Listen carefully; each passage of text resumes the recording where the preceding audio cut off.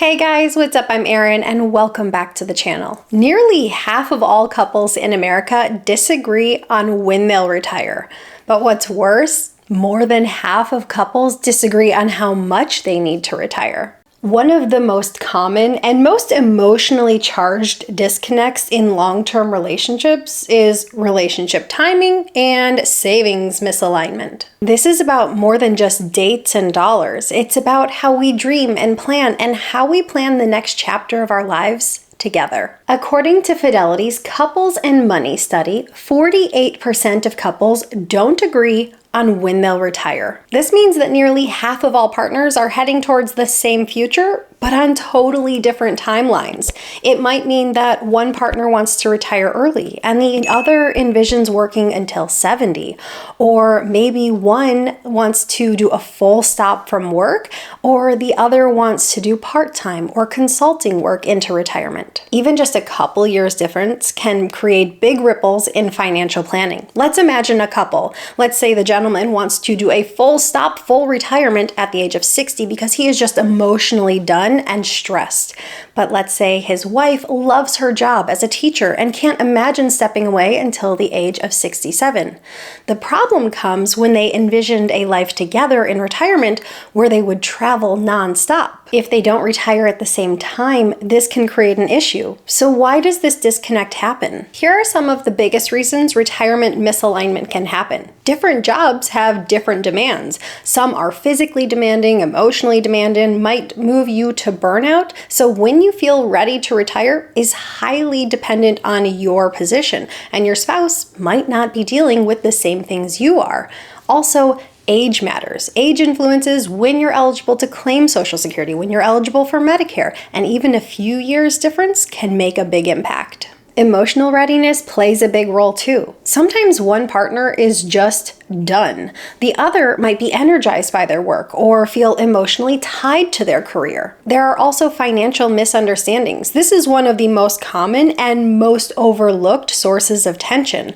Couples often don't agree on what is enough to retire. There's often uncertainty about retirement savings. According to Fidelity, in 2021, 51% of couples disagreed on how much money they needed to retire.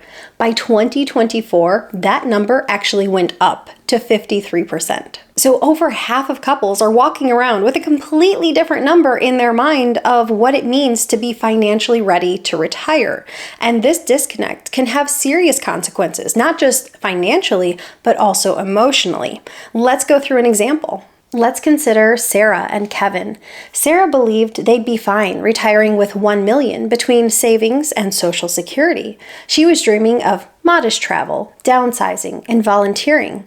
Kevin, on the other hand, is shooting for $2.5 million because he envisioned annual trips to Europe, a golf club membership, and helping their grandkids with college. Now, neither of them are wrong, but they're planning two completely different lives, and until they sit down and align their lifestyle expectations, they're not going to agree how much they need in a bank account, and they're not going to agree when either of them is entitled to retire. So why do couples so often disagree on how much they need to save? Well, first off, most people haven't truly run the numbers. Maybe they're just guessing or they're pulling a number from a headline, and that's not planning.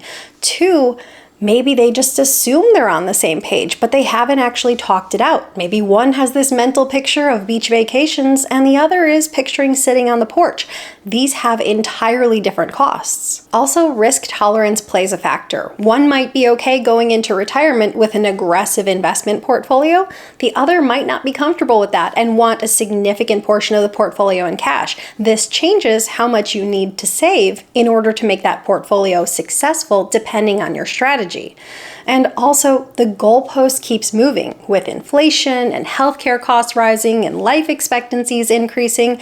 This can make anyone feel like even a solid plan is a bit shaky. You don't need to have a perfect number, but you do need to sit together and create a shared expectation of what you want going into retirement and build a plan around that. When you mix mismatched retirement timing and different savings targets, things can unravel pretty fast. If one partner wants to retire early, that might mean that you start drawing from your investment portfolio earlier than you had anticipated, and this can put greater stress or greater pressure on your investments. Also, healthcare gets tricky. If one of you retires before 65, you're not yet eligible for Medicare, which means paying out of pocket or filing for expensive private insurance if the spouse who's still working doesn't have an employer-sponsored plan. Also, Social Security is a factor to consider too. If you don't coordinate with your spouse when you file, you might, as a couple, receive lower lifetime benefits and fail to maximize survivor benefits. And the financial pressure is just the beginning.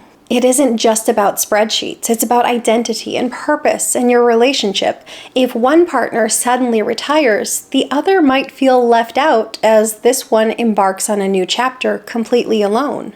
The spouse who's continuing to work might feel a little guilty, or maybe they even feel resentment looking at this other spouse enjoying freedom, feeling like they're completely stuck. And if you're not having an open dialogue about this can quietly build tension and emotional disconnect. So let's zoom out for a second and look at the big picture. According to Fidelity, 48% of couples disagree on retirement age, and that stat hasn't budged in years. 53% disagree on how much they'll need to retire, and that's actually gone up since 2021. Millennials are even more misaligned. 51% can't agree on timing compared to 44% of Gen X and just 33% of baby boomers. And here's what really stands out. 71% of these couples say they communicate well about money. But clearly, it's not just about talking, it's about what you're talking about and when.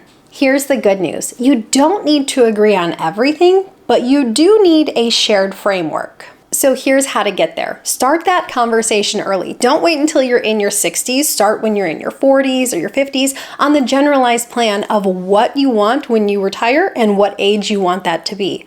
Also, sort out your retirement lifestyle. This will help you figure out a dollar amount. Do you want to travel? Do you want to help your grandkids? What are your goals and what do you want to do? That will help you nail down your number. Use retirement tools together. Plan out different budgets in retirement, different spending strategies, different claiming strategies when it comes to Social Security. It might just be me, but I think this sounds like a great date night idea. And make sure to talk through the trade-offs. Retiring early may mean less in savings, less Social Security, or a leaner lifestyle. Working longer may boost income, but it costs your time. There's no right answer, only aligned ones. It can also be a good idea to see a financial pro together if you have points where you're not finding alignment. That way you have a neutral third party who you can use to bounce ideas off of. And also, I think it's really important to write this plan down. It's not about being rigid and inflexible, but it's about creating a true plan that you can come back and look at. But remember, it's a living document. It's one that should evolve as your lifestyle changes. The final thought is if you and your partner aren't totally aligned on how much you need saved for retirement or what age you should retire, it's okay. That's totally normal. But the earlier you address it, the better you're going to be from a stance of finances, emotions, and your relationship. And this isn't just about money. It's about creating a partnership and a relationship where you both get to be seen, heard, and excited for the next steps in life. So what are your thoughts? Are you married or in a long-term relationship? And have you talked about what your retirement will look like together? Are you in alignment or do you have points where you disagree? Share your thoughts in a comment down below. I post new videos every single week. If you got anything at all out of this one, please give it a like. If you're new here, please consider subscribing. Or if you know of someone who might get something out of this type of content, please consider sharing. I'll see you soon. Bye.